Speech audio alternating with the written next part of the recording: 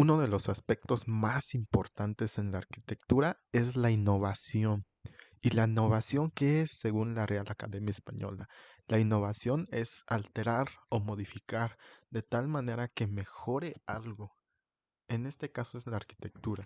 Y un gran resultado, un gran ejemplo de que siempre la arquitectura ha estado innovando es por medio de las décadas, por medio de los años que hemos vivido. Por ejemplo, cómo ha pasado diferentes estilos arquitectónicos, por ejemplo, desde el paso del movimiento moderno, del modernismo, de la arquitectura o el estilo industrial, o también la arquitectura contemporánea que estamos actualmente viviendo. Un claro ejemplo más acercado a la realidad es justamente la pandemia que todavía estamos viviendo. Estoy seguro que en esta nueva era van a surgir muchas mejoras en la arquitectura.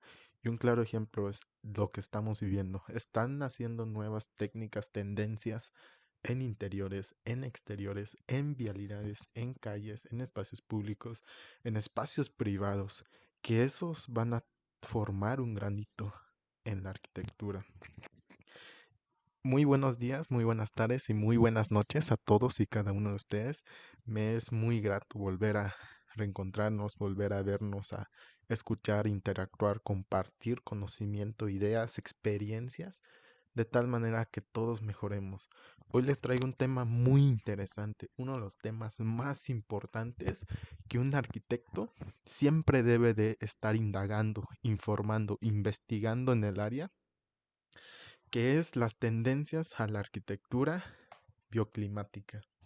Este es uno de los temas más relevantes, más importantes, porque bien sabemos, pues hoy debemos de crear una arquitectura más responsable. Durante muchos años se ha hecho una arquitectura el cual solamente ha pensado en lucrar, en solamente ha pensado en un fin económico, y un claro ejemplo de eso son los fraccionamientos. Por ejemplo, en México es muy visto los hoy en día fraccionamientos abandonados que no son hechos para el ser humano, son simplemente hechos para un beneficio económico personal y por consecuencia pues genera abandono. Algo muy importante como introducción que yo te quiero compartir es un concepto de refundición. Este concepto es un concepto nuevo para mí, refundición, y significa dar una nueva forma a una composición escrita, es decir, mejorar algo.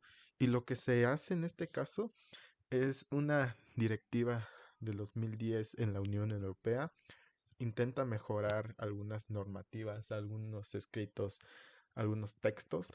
De tal manera, el objetivo principal pues es reducir la dependencia energética y las emisiones de gases de efecto invernadero, ya que sabemos que este es un problema a nivel mundial, no solamente en México, no solamente Europa, a nivel mundial. Es un problema muy fuerte. Y aunado a esa información, también es muy importante comentar que el consumo de la edificación, al menos en la Unión Europea, la situación actual que estamos viviendo es que el 40% del consumo total corresponde los edificios. Como aquí lo vemos claramente, el consumo pues es muy alto. Por ejemplo, debemos de reducir el objetivo que busca este proyecto es reducir el consumo energético en un 20%, el famoso 20-20. Esta parte, si se dan cuenta, pues es la mitad prácticamente. Y para esto, ¿cómo haremos para hacer esto? Lo que debemos de hacer, primeramente, es tener en cuenta las condiciones climáticas y particulares de las locales. Es decir, proyectar y diseñar y construir de acuerdo a la zona, adaptándonos a la zona, al entorno ambiental interior, a la rentabilidad en términos de costo-eficiencia. Un ejemplo de rentabilidad, un ejemplo que yo he visto, por ejemplo, en construcción o en diseño, yo había visto que, por ejemplo, algo que es muy notorio es el uso de fosas sépticas, construcción. hecha en obra, pues. Hoy me doy cuenta que es más rentable comprar un biodigestor que invertir en una construcción de una fosa séptica. Y aún así, pues un biodigestor es mejor y produce menos contaminación en el piso, en el agua, en el aire, etcétera. Ese es un pequeño ejemplo. Y también se necesita la implicación activa del consumidor y el usuario de los edificios. Es decir, que todos aporten. Esta parte yo estoy seguro que también es una de las claves para poder generar estos cambios. Es decir, que se necesita que tanto la persona que está en el edificio y el usuario prácticamente literal, el usuario puede ser un niño, por ejemplo, en un hospital puede ser un niño, un paciente de distintas edades, desde jóvenes, mujeres, hombres, personas de la tercera edad y personal que trabaja, por ejemplo, los médicos, las enfermeras, algún asistente, seguridad, limpieza, cafetería, zona de cafetería, todas esas áreas tienen que trabajar de la mano y deben de apoyarse. Esa es una de las maneras que se piensa que cuál puede funcionar esta manera. ¿Y qué propuestas hay? Por ejemplo, las propuestas actuales pues van desde las casas pasivas. Las casas pasivas buscan un confort térmico que se aproveche al máximo la ventilación natural, generando una mejor calidad del aire en el interior. Y aquí pues es como una casa común como todas las que existen. La diferencia es que se enfoca mucho en la eficiencia energética. Es decir, aquí se muestran dos ejemplos. Por ejemplo, el lado izquierdo nos dice el aislamiento optimizado para maximizar el confort durante todas las estaciones del año. Un ejemplo, pues crean dobles cristales, una ventana, el cual nos ayuda en la cuestión lumínica, por ejemplo, y pues también absorber mm, aire en una mejor orientación, tomar muy en cuenta esos detalles, usar algunos materiales que nos ayuden en la termicidad o un confort, porque la casa tradicional pues usa muchos aparatos que consumen mucha energía. Por ejemplo, un ventilador mecánico es algo que se puede solucionar con una correcta ventilación natural. Por ejemplo, la casa tradicional se le añaden muchas luminarias y una manera que aquí se muestra en la casa pasiva, pues es aprovechar correctamente una ventilación, generar vanos más grandes de tal manera que se ilumine correctamente y se ventile correctamente un espacio interior. Y la bioconstrucción es otro de los puntos, las propuestas que están aunado o están en movimiento hoy en día. Hoy en día, en la actualidad, pues yo los veo. Es algo que se construye muy poco en las ciudades, por ejemplo, en comunidades o zonas aledañas, pues yo lo he visto un poco. Más la bioconstrucción, porque la casa pasiva es un poco más costosa en algunos casos y pues casi no lo he visto. Por ejemplo, la bioconstrucción es pensar que la vivienda es una tercera piel que nos genere cobijo, abrigo y salud, es decir, que nos acompañe. Y pues el construir debe ser de una manera respetuosa con todos los seres vivos, respetando absolutamente todos. Y el consumo energético bajo es una consecuencia, no es como un fin en la bioconstrucción. Por ejemplo, aquí se emplean mucho los materiales como el PET, como los botes en donde rellenas basura o plásticos y el cual se vuelve a reutilizar con muros por medio de madera y también se le añade algún aplanado de tierra, de lodo, de paja, de muchos materiales, los cuales la mayor parte sean naturales. La bioconstrucción es algo que se ve mucho en las comunidades rurales y para mí pues es una buena manera. Pero la solución que más se acerca o que más resultados nos puede llevar es la arquitectura bioclimática. Y la arquitectura bioclimática aprovecha el entorno para lograr un máximo confort. por ejemplo, es aquella que busca aprovechar al máximo la iluminación natural, es decir, orientar correctamente un espacio. Un ejemplo, orientar correctamente una recámara al este para que reciba las primeras rayos de sol en las mañanas. Y, por ejemplo, otro ejemplo es el agua. El buen uso del agua por medio de la captación pluvial, por medio de aireadores que lo he comentado en algún momento, el minimizar el consumo de agua en el suelo, evitar contaminarlo, la ventilación, orientar ventanas adecuadamente, áreas verdes, generarlos tanto en jardines o, por ejemplo, no, ustedes les comento que una planta pues tiene beneficios, no solamente que se vean bonitos, también pueden ayudarnos en purificar el aire, como lo es la lengua de suegra, y también generar un confort en un interior, es decir, disminuir la temperatura del interior. El mínimo gasto energético también es algo que se toma en cuenta aquí por medio de orientación, ventilación. El impacto en salud y medio ambiente debe de ser prioridad, es decir, el bienestar físico, físico es una prioridad, físico y mental, y el medio ambiente también, cuidarlo. Esta parte pues busca dar propuestas, el cual nos ayude a que el medio ambiente sea el menos afectado por medio de techos verdes, biodigestores, por medio de algún acabado sustentable o, por ejemplo, por aireadores que ahorren el agua, etcétera. Toda esta parte es importante en la arquitectura bioclimática. Posteriormente a ello, la arquitectura bioclimática es un nuevo invento. En este caso no, es algo que ha existido siempre y lo único que se debe hacer es usar criterios elementales y tener sentido común, porque durante muchas décadas se han derrochado la ineficiencia energética y todos los ámbitos por muchos años, a costa del bienestar de sus ocupantes.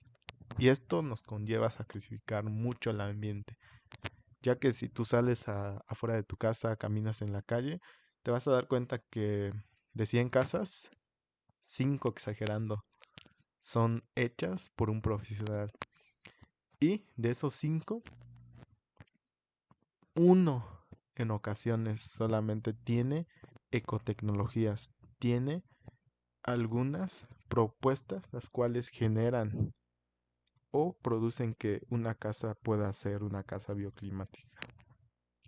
La mayoría de las propuestas no lo contemplan, simplemente diseñan que se vea bonito, etcétera. ¿Y qué materiales debemos de contemplar o tomar en cuenta más que nada? Como el corcho, el cáñamo, el algodón, la lana, la cal, rocas, tierra, piedras de la zona, alguna manera de la zona. Usar energías renovables como los paneles solares, como por ejemplo los biodigestores, y el diseño arquitectónico, pues tomar en cuenta todas las vistas, tomar en cuenta la ventilación, la iluminación, tomar en cuenta la temperatura del lugar y adaptarnos a ello y proponer ideas si la temperatura no nos beneficia. Algo que hace la arquitectura es identificar síntomas. La arquitectura es como el área de medicina. Una vez que cuando diseñamos, pues primero debemos de identificar los síntomas, para lo cual, por consecuencia, dar propuestas, dar qué vamos a hacer. Y esa parte es muy importante. ¿A qué partes del edificio implica intervenir? Pues implica desde la estructura, por ejemplo, donde propones una ventana, tienes que confinarlo correctamente. Estructuralmente, la estructura es es una de las partes más importantes de una casa. Es la médula espinal, es el esqueleto, como lo es el ser humano. Y la estructura pues debe de ser muy, muy cuidada. Por ejemplo, los cerramientos. Los cerramientos pues son las cadenas de cerramiento en puertas, ventanas, en losas o en techos. La captación solar, orientación, alturas y forma. Orientar cada espacio adecuadamente. Diseñar por medio de las alturas. Un ejemplo, en una zona fría, la vivienda va a tener menos altura porque necesitamos que se guarde más el calor. En una zona caliente donde hace calor, la temperatura es mayor, debemos de tener techos más altos para que se ventile mejor. Los materiales también deben ser más pensados. Acondicionamiento acústico, lumínico, higiénico, térmico y las instalaciones energéticas, como lo decíamos, la captación de agua pluvial, los sistemas fotovoltaicos o paneles solares. Toda esta parte es muy importante y prácticamente implica todos los aspectos que tú te puedas imaginar en un edificio. No solamente es lo que yo ya te comenté, es un tema muy integral. ¿Y qué importancia tiene esto? Pues a nivel macro, pues nos puede ayudar a una ordenación territorial, un urbanismo bioclimático y gestión del territorio para obtención de materias primas. En edificación, por ejemplo, es el protección por el arbolado para vientos y sol.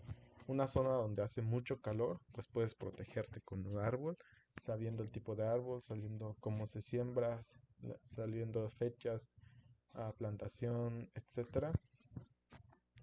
Y también fabricación de elementos de madera, el usar energías renovables, diseño de sistemas y recogida de aguas potables y residuales.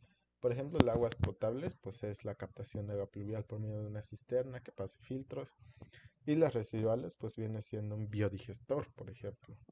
Y aquí se muestra un claro ejemplo de cómo podemos hacer uso en varios puntos. Por ejemplo, desde el agua, la reducción del consumo de agua, la reducción de las emisiones de CO2, nos protege en la atmósfera, el paisaje, que disfrute del paisaje y uso de vegetación. Por ejemplo, residuos, producción de residuos en el edificio y en uso del edificio, que sea menos y que sea muy tomado en cuenta. Una arquitectura bioclimática nos ayuda en la economía, reducción de construcción y mantenimiento. Y por último, pues la energía. El consumo energético disminuye notablemente cuando se diseña arquitectura bioclimática. Y aquí un breve ejemplo de la importancia de la arquitectura bioclimática. Aquí antes esta vivienda pues es una vivienda normal, la que comúnmente vemos. Aquí se muestra una vivienda monótona, una vivienda el cual tiene todas las ventanas iguales, mm, es muy simétrico, el material que se usa pues es común, es el que comúnmente se usa en la construcción. Y por ejemplo vemos en la parte baja, vemos una arquitectura más contemporánea, una arquitectura que aprovecha bien la iluminación natural, ventilación que ilumina por medio de grandes vanos, que enmarca vistas cuando tenemos buenas vistas, que genera terrazas, que no genera un espacio cerrado, que genera inclinaciones o techos inclinados, los cuales seguramente tienen una justificación o un sustento, etcétera. Hay muchos aspectos y de manera esta parte pues es lo que se puede lograr con la arquitectura bioclimática. Como se dan cuenta, influye en la parte exterior, que viene siendo fachadas, materiales, formas del proyecto, pero donde más importa es el interior. Es en donde va a estar el ser humano, es donde vas a estar tú, donde vamos a estar nosotros, viviendo todos los días. Y pensar en muchas más estrategias es muy importante. Me gustaría, si tienes dudas, preguntas, quieres comentar, lanzar preguntas, con todo gusto puedes consultarme. Y también les recuerdo que tenemos un grupo de Telegram y nos pueden seguir en redes sociales. Si se unen al grupo de Telegram, ahí tenemos contacto directo y podremos interactuar más. Pero mientras tanto, seguimos. Este es el principal medio de comunicación que tenemos y será un gusto volver a coincidir más adelante otra vez con ustedes. Les deseo una linda tarde, noche y nos vemos pronto.